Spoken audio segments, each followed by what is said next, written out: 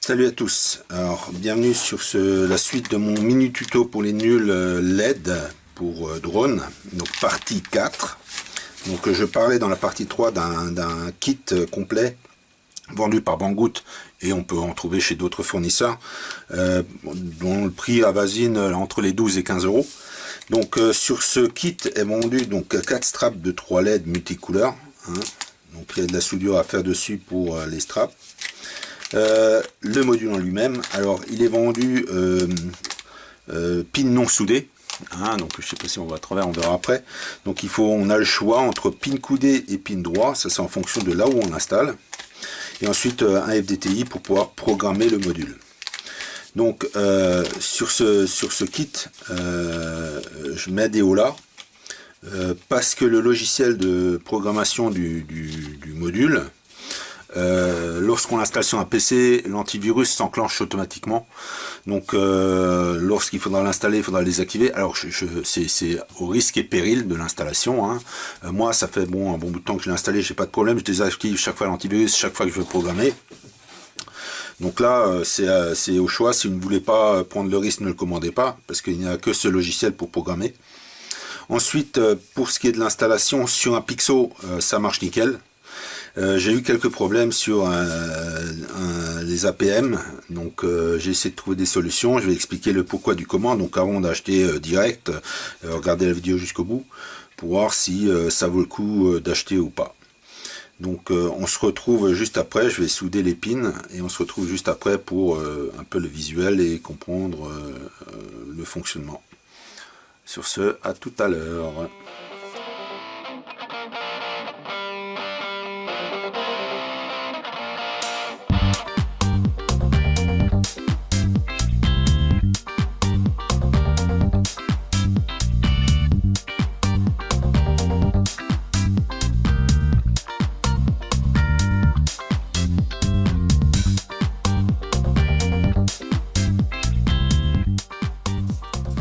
Alors,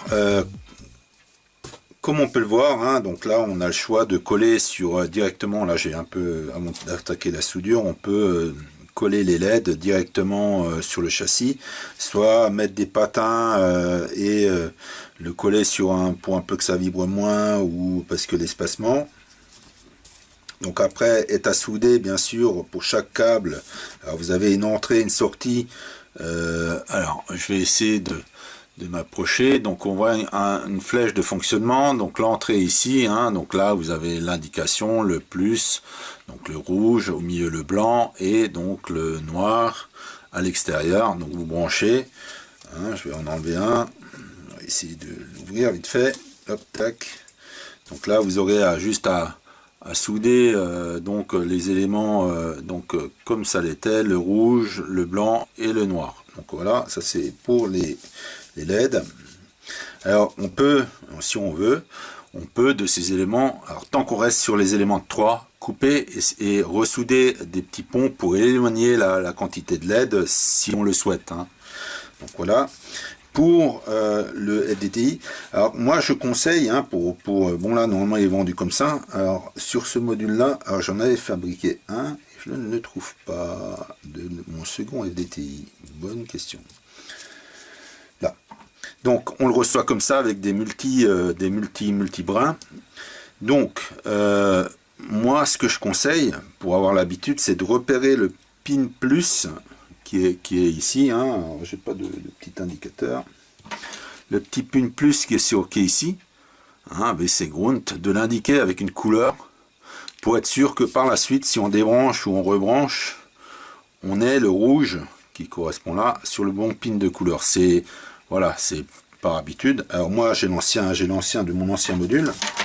Donc j'ai fait encore une petite modification. Donc là on peut, je sais pas si on le voit, j'ai mis un petit point de couleur, le rouge correspondant. Et pour être sûr de ne pas me tromper, et ben de l'autre côté, je vais enlever mes unitaires qui sont ici. J'ai mis puisque je le conserve que pour ma programmation, voilà, un Dupont en 6 broches, donc qui reste constant. Alors, je vais montrer l'ancien module, puisque je n'ai pas encore soudé, hein, et celui-là, c'est celui-là qui est HS. Donc, vu que après, pour le branchement et le pilotage, j'ai fait un petit repère de couleur pour lequel correspond au branchement. Donc si je branche comme ça, je regarde mon rouge n'est pas dans le pin, donc il suffit d'inverser, hein. Voilà. Et donc là je suis sûr que je peux pas faire de court-circuit. Alors c'est vendu, alors là sur celui-là j'ai déjà soudé, hein, donc on passera après sur le nouveau module. Donc c'est par double ou triple, hein. Les triples c'est normal parce que c'est vertical, ça y a pas de problème. Le double en fait c'est pour faire un pont. Donc les connexions ici ensemble pour les éléments sont soudés, hein. Donc qu'on branche au-dessus ou en dessous, c'est le même effet, la même réaction. Donc voilà un peu le module soudé. Alors là j'ai pris des pins coudés. Après vous pouvez prendre les pins, vous pouvez choisir les pins verticales, c'est au choix, hein, comme je l'ai dit avant. Donc celui-là il est défectueux, bon, on va le mettre de côté. Je vais garder mon FDTI, j'en aurai un en rab. Voilà. Donc je garde mon principe et on se retrouve après pour la programmation. Donc là c'est vendu, juste pour finir encore, avec deux types de connecteurs. Hein, alors là c'est pour les anciennes générations. Hein, pour ceux qui ont... en fait c'est pour la sortie. Alors je reviens sur mon défectueux. Donc là en théorie de l'APM vous avez celui-là. Alors vous pouvez couper, ou certains coupent, ça c'est pour un pixo. Hein, je crois 5 broches, si je me trompe pas, c'est 5 broches ou 6 broches aussi. 1, 2, donc c'est 5 broches sur l'APM. Donc le rouge, si je peux pas me tromper, théoriquement c'est comme ça. On va le mettre en bas, puisque ça part du, on va dire du pixo. Hein. Ça part du pixo, ça monte dessus. Alors pixo a deux télémétrie, donc ça c'est au choix. Et après vous revenez là-dessus pour ce qui est de l'OSD. Ça renvoie sur l'OSD. Les anciens OSD avaient des pins, donc ça c'était encore pour les anciens OSD. Après il faut faire du câblage. Hein. Donc pour le Pixo vous avez télémétrie 1, télémétrie 2, ce qui permet en fait d'utiliser la télémétrie 1 pour l'OSD et la télémétrie. Et là vous branchez, voilà. Donc l'APM il faudra faire un peu de bricolage. Hein. C'est un peu dommage qu'ils ne mettent pas les 5 broches de la télémétrie. Mais vu qu'il y a quelques petits soucis que j'expliquerai plus tard, le pourquoi du comment, il faudra un peu faire de l'adaptation. Sur ce, on se retrouve juste après parce que je vais souder le fonctionnel pour faire la démonstration. On se retrouve à tout de suite, cette fois-ci c'est sûr.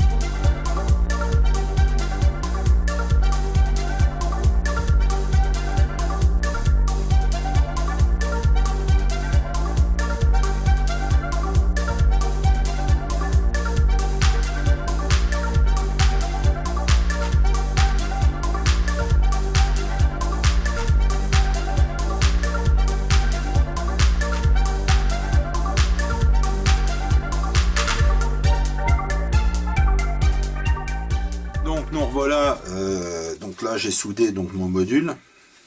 Hein. Donc je précise que sur l'ancien j'avais des problèmes, j'ai reçu le brochage là en 3 cassé, il manquait une partie. Donc il faut avoir un peu parfois des pièces en rab ou des trucs comme ça. Donc là on en revient, donc l'arrivée de pilotage, donc là on va commencer à le programmer. Alors pour le brancher correctement, théoriquement je reprends mon ancien pour être sûr que j'avais fait dans le bon brochage. Alors je vais agrandir pour bien qu'on voie les couleurs, peut-être. Donc là on remet le rouge avec le rouge, comme j'avais fait pour pas se tromper. Hein. Donc là je vais essayer donc là on est parti sur la broche originale, hein, donc de ce modèle là. Donc les couleurs n'ont pas changé. Hein. Donc là je vais me mettre bien dans l'axe. Donc voilà, c'est exactement comme on le reçoit, hein. Donc il n'y a pas de problème. C'est comme on le reçoit. Sauf que moi, après, pour brancher, hein, automatiquement, il faut respecter les couleurs. On va de l'autre côté. Là, je zoome un peu pour être sûr qu'on voit bien les couleurs des pins. Allez hop, voilà. Donc là, hein, c'est la même chose. Là, il y a mon zoom qui prend pas bien, mais voilà, j'ai inversé. Et donc, vous reprendrez les couleurs exactement comme elles sont. Donc le vert, le jaune. Ensuite, c'est un violet. Ensuite, vous avez le rouge, un gris et un noir. Hein. C'est dans ce sens-là que ça se branche sur le module. Hein. Donc là, j'ai fait le petit repérage pour être sûr que j'ai mon plus et que je tombe toujours sur le rouge. Ça, c'est un truc à avoir. Comme ça, si on branche un jour autre chose, pour les anciens modules de télémétrie qui avaient aussi des pins, voilà, c'est un truc à repérer pour pas se tromper. Voilà, truc et astuce. Donc là, en fait, je vais me rebrancher donc sur mon nouveau. Donc là, le nouveau module qui est défectueux. Donc je ne bouge pas le brochage. Alors comme j'ai dit, en dessous, au-dessus, hein, c'est en dessous, au-dessus. Oh là là, bon, j'ai un problème avec mon... Enfin bref. Donc là, je vais un peu dézoomer. Comme ça sera plus simple. Hop là. Voilà. Donc là, que je répète, hein, qu'on branche au-dessus ou en dessous, c'est la même chose. C'est le même effet. Donc là, on va se brancher sur le PC et on se retrouve sur le PC. Donc il y aura un voyant qui va s'allumer et on va, je vous montre l'option logicielle de ce qui est possible à faire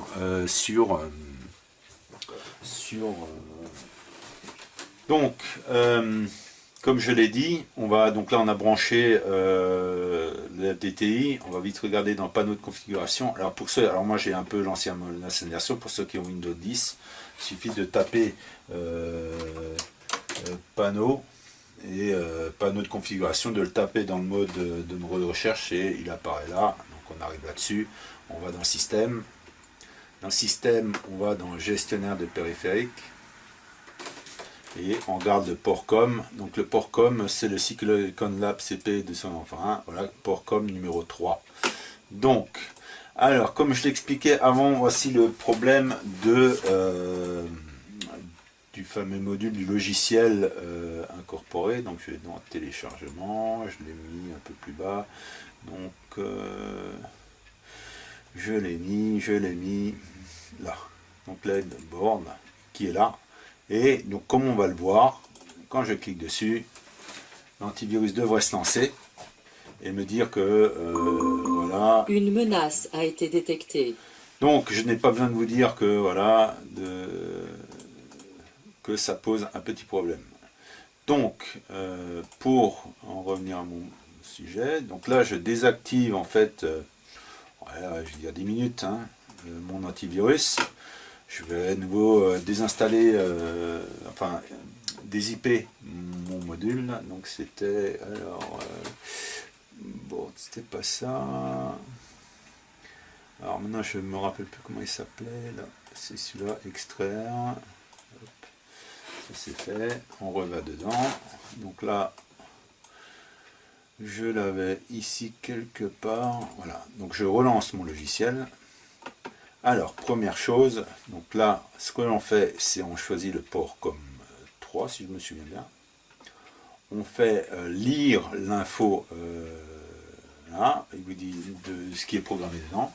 Donc, ça apparaît à l'écran. Donc, comme je le disais avant, donc on a le choix de faire indiquer, ça c'est pas mal, c'est de faire indiquer le low voltage. Donc là, on peut choisir un peu par rapport à ce que nous donne l'APM, une indication. J'ai pas testé. Alors j'ai pas testé si ça fonctionne, mais ça devrait. C'est comme le fail-safe, on peut donner une info vers le fail-safe. Donc comme on peut le voir de ce côté, on a perte de signal, hein, donc entre parenthèses fail-safe. On a le low batterie et le GPS fixe et no fixe. Alors ces couleurs-là, qui sont de ce côté, je ne peux pas les changer. Tout ce qu'on peut changer en fait, c'est ces couleurs-là. Mais au moins on a les infos définies. Alors, pour les couleurs avant, on peut choisir rouge, vert, bleu, jaune, blanc, rose, enfin violet, si je me souviens bien, rose et léger bleu. Donc bon, on peut, moi je vais mettre le... Alors, faut pas confondre avec déjà les couleurs prédéfinies sur les autres éléments. Hop, je blanc. Donc là, ensuite, on peut, via un canal, alors ça c'est notre avantage, via un canal, on peut activer ou désactiver les LED. Donc j'ai testé, ça marchait. Hein, ça marchait un peu Channel 7, mais après bon, il faut un nombre de voix quoi, hein, il faut voilà. Ensuite on peut faire un passwalk aussi par des trucs, et donc c'est un, je l'ai essayé mais je me souviens plus ce qui s'est passé. Ça marche mais ça n'est pas comme je le pensais. Donc bref, une fois que vous avez fait vos choix, vous faites save paramètres, ça enregistre sur le module, il vous dit que c'est enregistré, donc on fait OK, on ferme l'application, on débranche. Donc ça c'est le premier topo. Donc je reviens à mon module. Donc là bah, automatiquement on débranche, hein. On débranche mon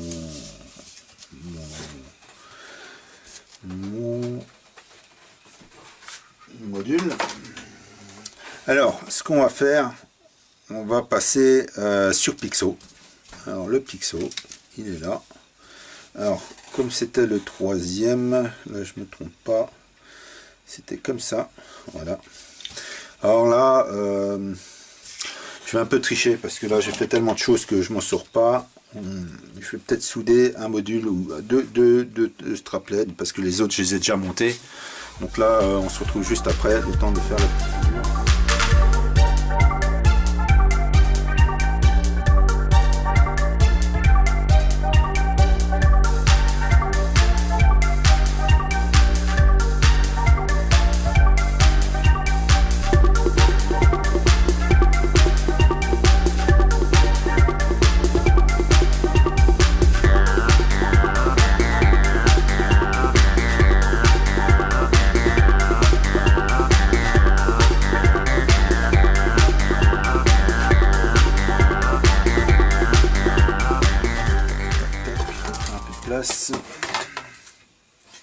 Donc, alors je l'ai branché sur un Pixo. Donc là, après, il n'y a pas tous les éléments dessus, hein. C'est juste une fois pour voir les couleurs. Alors, ce qu'il faut savoir, alors là, il faudrait que. Alors, là, on a les deux avant, si je me souviens bien, les deux arrière, les deux auxiliaires. Et là, c'est en fait, alors pour les LED, il faut alimenter encore en 5 volts. Pour que ça n'ait pas l'arrivée du Pixo ou de l'APM qui va alimenter les LED. Il faut une alimentation autre, donc qui se trouvera ici, donc par un réducteur de tension. Hein. Donc voilà. Donc là, je vais brancher mes petites LED. Donc on va faire les deux avant, les deux arrière, sachant que le blanc, donc le signal est en haut. Voilà, c'est la première. Ça, c'est la deuxième. Alors là, on va aller derrière. Théoriquement, c'est juste pour les couleurs. Donc là, voilà. Donc l'auxiliaire, on verra. Parce que là, j'ai non plus pas branché sur le Pixo, j'ai pas branché de commande dessus. Je vais prendre celui-là. Donc là, on va brancher le power module. Comme ça, j'ai déjà l'alimentation.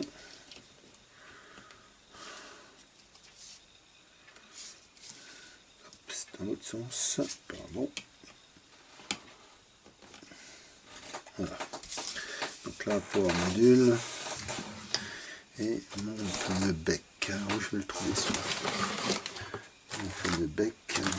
Là, est-ce qu'il est branché? Voilà. Voilà. Donc le bec va alimenter mes LED. Alors je vais essayer de les mettre à la lueur. Un peu dézoomer parce que ça commence à être un souple. Ok. Ok, on dézoome un peu. C'est un peu moins... Voilà. Donc là j'ai une alimentation par mon bec qui est ici. Hein, qui va alimenter, comme je l'ai dit, le petit module là, et on va alimenter le Pixo. Ça commence à être compliqué tout ça, hein. Donc là j'alimente mon Pixo, indication, fonctionnement des LED. Donc alors voyons voir.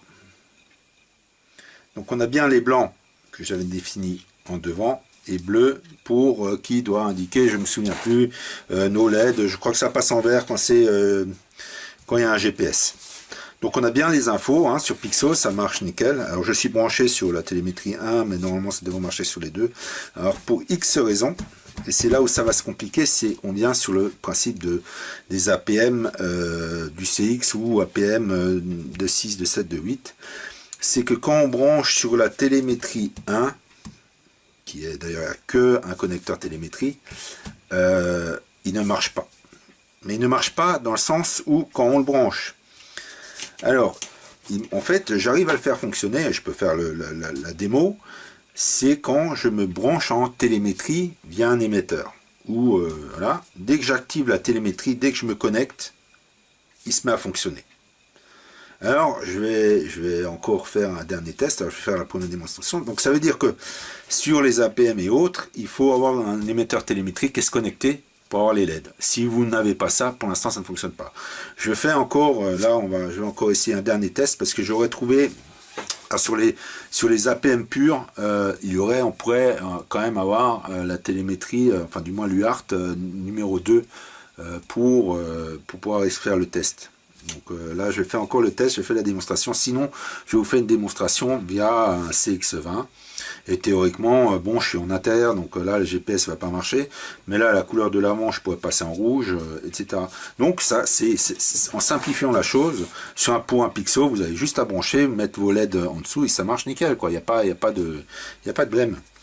Donc là, je vais couper l'image, je vais essayer de brancher sur l'APM et de voir ce que ça donne. Et si ça marche bien, je le mettrai sur la vidéo. Ok, sur ce, à tout de suite.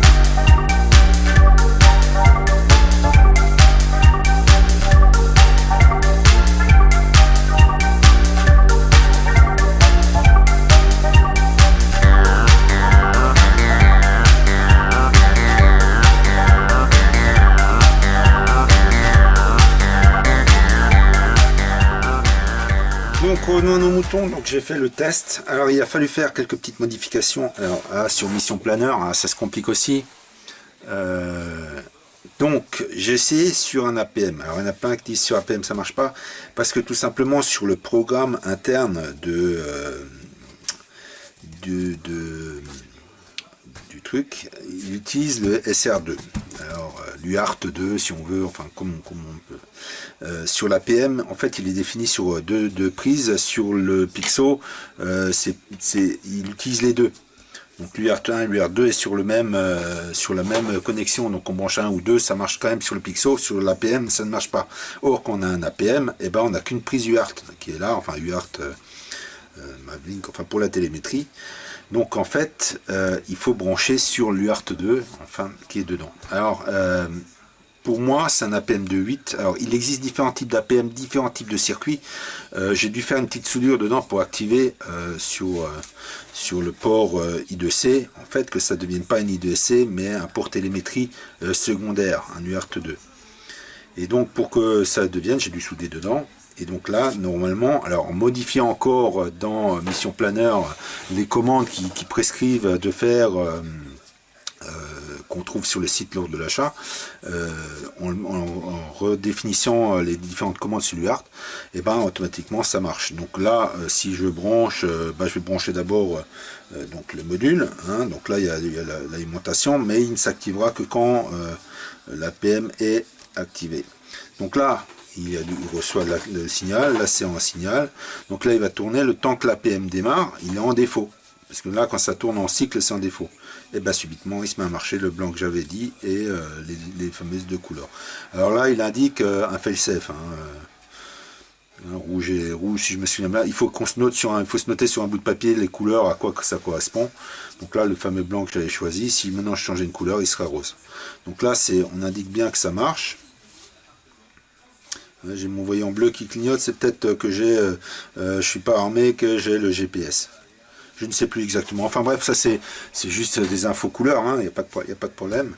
Donc maintenant on va revenir au fameux CX20 qui les premiers APN et qui n'ont pas du HART. Et le fameux symptôme, le pourquoi du comment, c'est on peut l'installer sur un CX20, sauf qu'il faut automatiquement avoir une connexion télémétrie, non seulement avoir l'émetteur, mais se connecter pour activer la fonction.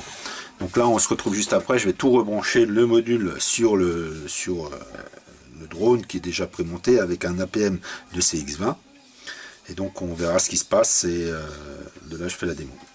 Sur cela tout de suite. Donc là je vais essayer, donc là j'ai mis mon module ici avec mes LED en dessous, hein. Donc là il est branché, donc mon APM CX20, c'est un peu bordélique parce que c'est de l'adaptation sur le coup. Donc là l'APM du CX20 est ici. Alors j'ai la sortie, alors j'ai fait des petits ponts. Ceci est un câble de télémétrie, comme si j'allais directement sur un émetteur, hein, un émetteur télémétrique. Donc là je vais le retourner pour pouvoir qu'on puisse... voilà, j'ai un câble qui accroche, je vais éteindre ça.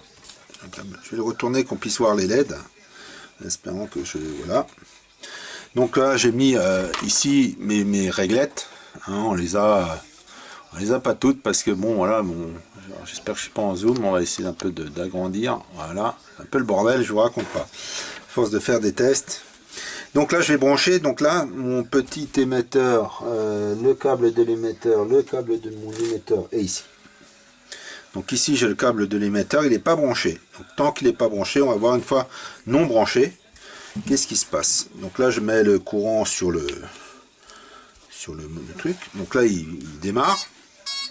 On a bien des couleurs. Et voilà. Et donc quand ça tourne en boucle comme ça, c'est qu'il y a un problème. Ça le fera tout le temps. Donc là je peux attendre autant que je veux. Il se passera rien. Donc là il n'y a rien à faire. Donc pour le principe, on va maintenant brancher, donc là on est sur un APM CX20, brancher le fameux émetteur. Donc je redébranche le tout. Et donc là, c'est juste pour l'exemple, hein, donc là je le rebranche. Il doit juste avoir quelque chose, une info qui ne doit pas passer. Et donc là j'ai essayé avec... tiens, je vais essayer encore un autre truc après vite fait. Si c'est pas l'APM du CX20 qui a un défaut dans le principe. Alors donc là je rebranche et on regarde ce qui se passe, parce que là il y a un émetteur branché dessus. Hop, tac, le cycle on regarde. Donc là il redémarre. Donc là on va attendre aussi que l'APM en lui-même arrive en bout de cycle, et normalement. Donc là ça tourne en boucle. On est d'accord. Maintenant, je vais me connecter sur Mission Planner en télémétrie et on va voir ce qui se passe. Mode change to Et voilà. stabilize. Donc dès que je me connecte, la fonction est opérationnelle. Donc là, en fait c'est opérationnel, hein. Donc j'en reviens bien à mon test. Donc j'ai essayé de brancher le module directement sur l'APM, sur la télémétrie basique. Ça n'est pas propre au CX, c'est propre aux APM. Donc j'ai regardé que en fait il faut bien un UART2 et c'est bien sur le UART2. Donc là je vais vite démonter pour montrer où j'ai soudé pour ce module. Alors il existe plusieurs modules et plusieurs types de jonction. Alors là on va essayer on peut voir. Donc ici on peut déterminer un TX en les soudant. Un TX mais il faut mixer, parfois il faut faire un mux. Alors j'avais pas ce modèle là. Alors UART2. Donc ici UART0 et UART2, mais en fait on a le TX de l'UART2 ici et on reprend la masse et le compte du 0 là. sachant qu'il faut que vous avez ici pour le GPS l'UART1, la télémétrie 0, et donc il faut le 2 et pas mélanger sur le 0 et le 1. Donc là c'est pour ce modèle là. Je vais vite vous ouvrir si vous voulez pour vous montrer sur ce modèle comment j'ai fait. Donc on précise bien que c'est sur l'APM 2.6 en mode basique, hein, pas sur le CX20. Le CX20 nécessite automatiquement une connexion télémétrie. Il faut être connecté pour qu'elle s'active. Le pourquoi du comment je ne pourrais pas l'expliquer. Donc voilà. Donc j'avais programmé les voies hein, sur le truc, j'ai reprogrammé. Donc on peut voir, donc là c'est Rosfix, là ça dit que c'est pas, il n'y a pas de GPS. Donc là c'était là, j'ai mis extraction des lumières en voie 6, donc si je tourne, c'est éteint. Et là, c'est allumé. Donc je reviens avec mon test GPS pendant qu'il est encore capté. Donc là il y a mes choix de couleurs que je fais. Donc là on a bien en vert quand il y a un fixe GPS. Alors je pensais pouvoir... penser indiquer donc la perte du GPS. Théoriquement il se prend, il saute, ça dépend, il doit repasser en jaune. Quand il repasse en jaune, c'est qu'il y a perte du GPS, hein, il n'y a plus de signal assez fort. Donc je pensais que quand on mettait justement en mode GPS en vol, on avait une couleur définie, mais non, en fait on a les couleurs qui se définissent, c'est jaune, pas de GPS. Vert fixe, entre parenthèses vert, c'est GPS acquis. Bleu, alors là j'ai par exemple j'ai ma radio allumée, hein. Donc théoriquement si je coupe la radio ça passe en bleu, ça devrait passer en bleu. Donc là j'ai plus de signal radio, donc je la réenclenche. Alors le petit truc sur le CX20 c'est de donner quelques petits coups de voilà. Et il doit y avoir encore le rouge, donc quand ces LED sont en rouge c'est le lot batterie qui s'enclenche, c'est ce qu'on a défini sur le programme. Donc en fonction, le fonction des LED fonctionne, hein. Bon après je pensais qu'on pouvait un peu plus, mais c'est déjà pas mal, hein, les infos du GPS, l'info de perte de signal, etc. etc. Donc là pour l'APM du CX20, je rappelle, il faut être connecté en télémétrie, sinon ça ne marche pas. À la rigueur, en théorie, si je débranche, ça devrait être, une fois débranché, en fait c'est fonctionnel, je ne sais pas pourquoi, hein, là je suis débranché. On va réactiver le perte du signal et on va voir. Donc là, on voit bien que ça continue à fonctionner, hein. On a bien le programme qui tourne. C'est juste que avant de démarrer, il faut avoir un signal GPS. Donc voilà, donc on reprend. Donc les LED fonctionnent. Je l'ai montré sur APM, j'ai montré sur Pixel. C'est un peu un souk. Je vais essayer de caler tout ça sur une vidéo, de faire très court parce que pour moi ça a duré un temps. Voilà, je sais pas si c'est très simple, très clair. Je fais encore vite fait encore un démontage. Je vais essayer de caler ça, un démontage du fameux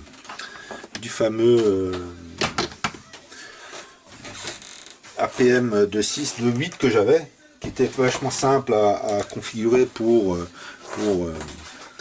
pouvoir avoir le LUART 2.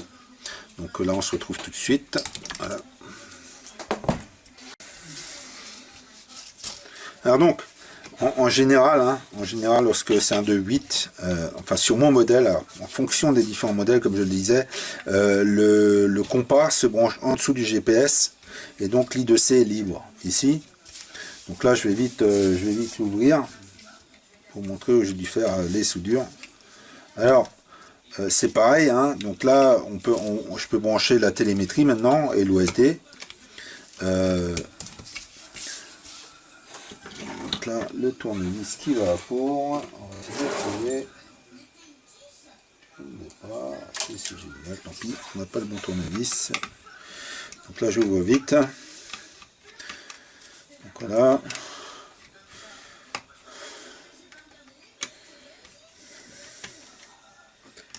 Donc, alors, la petite mousse pour le baromètre. Donc, on voit bien qu'ici, alors je sais pas si on arrivera à lire, hein, donc là c'est bien un 2.8. Hein. Donc en fait, là pour en revenir, ici on a des jonctions à faire. Et donc, il vous stipule que ici c'est l'UART 1, donc ça c'est le GPS. Là, on a la télémétrie, donc ici, ça doit être l'UART 0, moi j'arrive pas à le dire.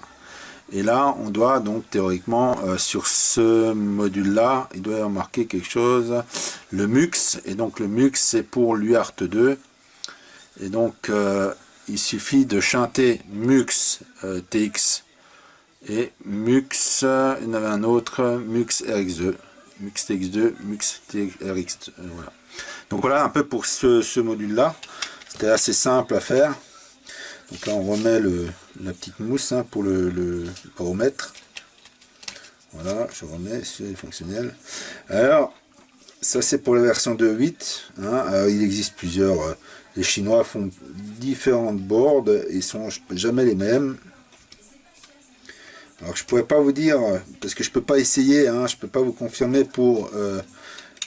là, j'en ai une autre version.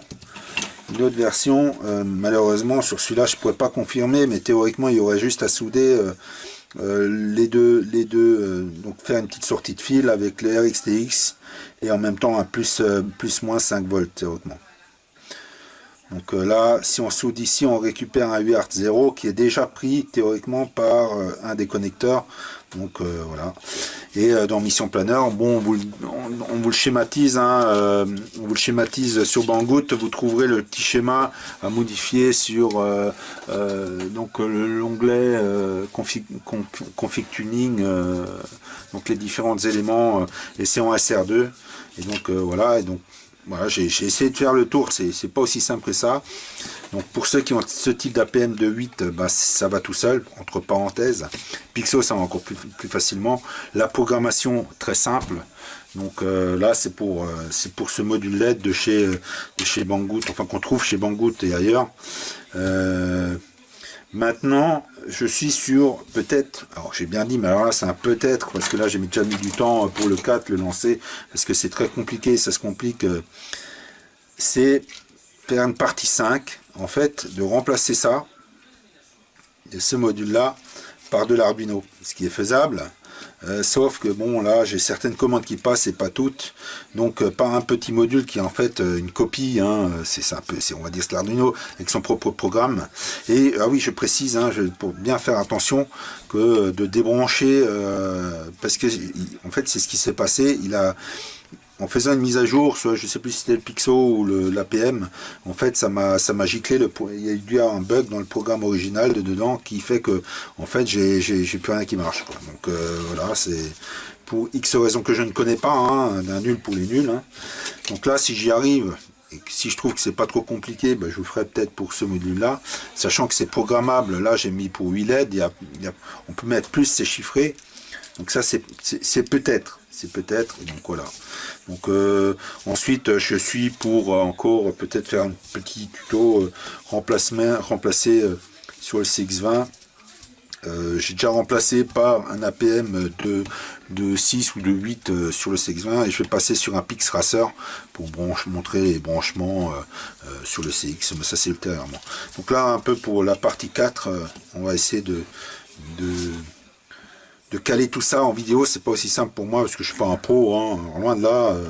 Il y a eu beaucoup de, j'avais commencé, j'ai arrêté parce que ça a planté sur le truc. Je l'ai recommencé, il fallait reprendre depuis tout le début pour savoir qu'est-ce qui allait pas. Je sais que j'avais arrivé à faire fonctionner l'auxiliaire, mais je sais plus comment. Donc voilà. Alors je sais pas si ça activait un relais ou je me demande, oui voilà, c'était ça peut-être.